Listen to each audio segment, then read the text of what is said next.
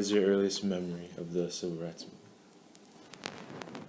Oh, at a young age, in Texas, probably 7, 8 years old. You realize that where you are, where you stand. The struggle for civil rights was a worldwide series of political movements for equality before the law that was brought about in the 1960s. In many situations, it took the form of campaigns of civil resistance that aimed at achieving change through nonviolent forms of protest. In some situations, it was accompanied or followed by civil unrest and armed rebellion. The process was long and strenuous in many countries, and many of these movements did not fully achieve their goals of equality or change, although the efforts of these movements did lead to improvements in the legal rights of previously oppressed groups of people. The simplest goal of the movements included ensuring that the rights of all people are equally protected by the law.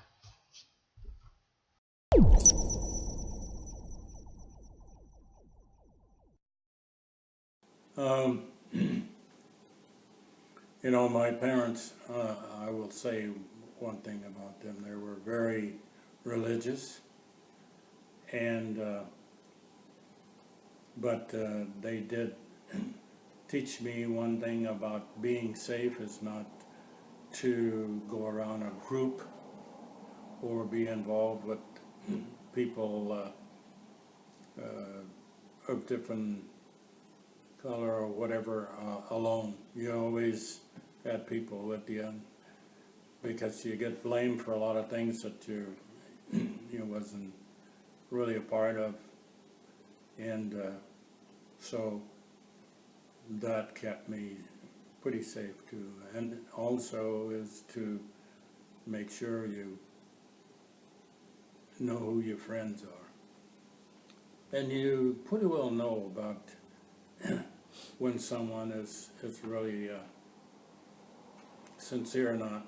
And when you communicate with people, a lot of times that helped them to get to know you and to see things differently and see that what they hear from other people who are that's from the old regime, that is not true.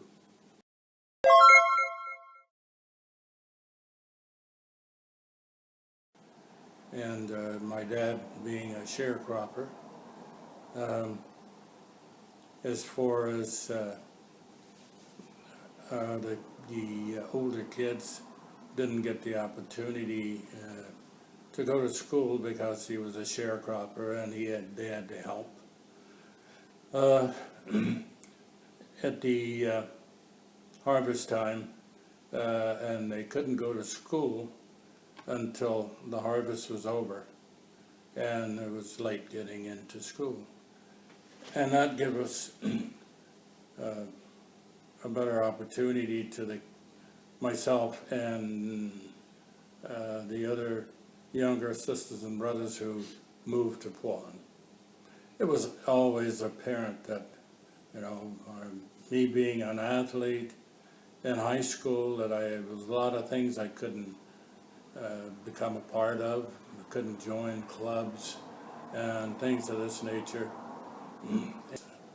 But I had the opportunity to get an education, and because I had a scholarship to go to college in athletics, and that gave us a better opportunity in that sense.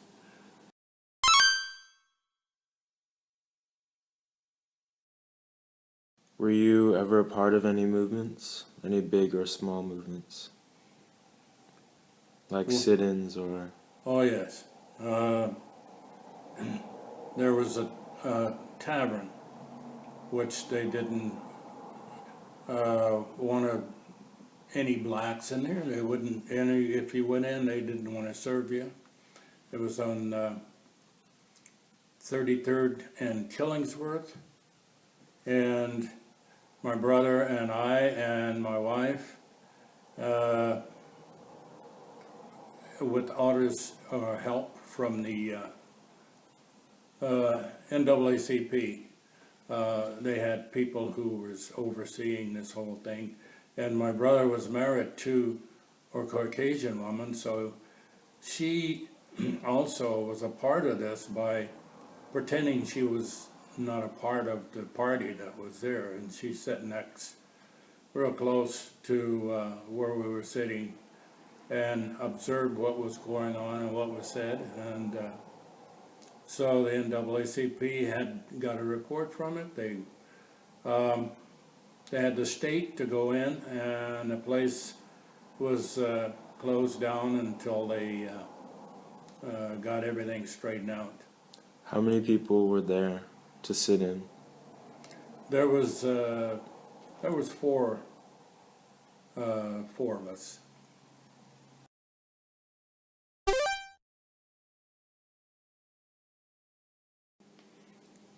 They always seem to try to show that they appreciated you, but in the early years, they had, when I was singing with the Ink Spots, there was a time and place where they would have two shows, one for the black audience and one for the white audience. And that was just for a short time, the time that I was with the group. But before I started singing with the group, when the older groups, it happened all the time.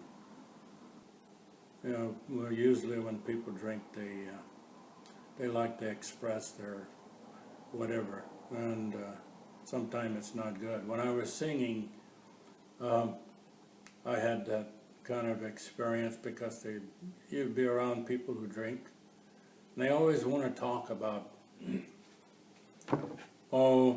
what they feel, which wasn't what they really felt, because they had been drinking and stuff. And I always found a way to escape that. I had one guy one time in a club says to me, I don't know why my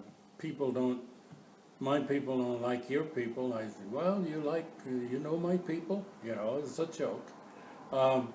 And he said, well, you know what I mean.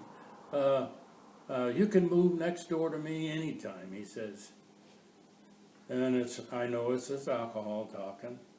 So I says, you and I can't settle this thing at all between the two of us. I said, why don't you write your congressman? He didn't know what to say after that. He just kind of sat there and looked at me. But I found a way to try to avoid those kind of things. You learn as you go. They just wouldn't accept you. That's all there was to it.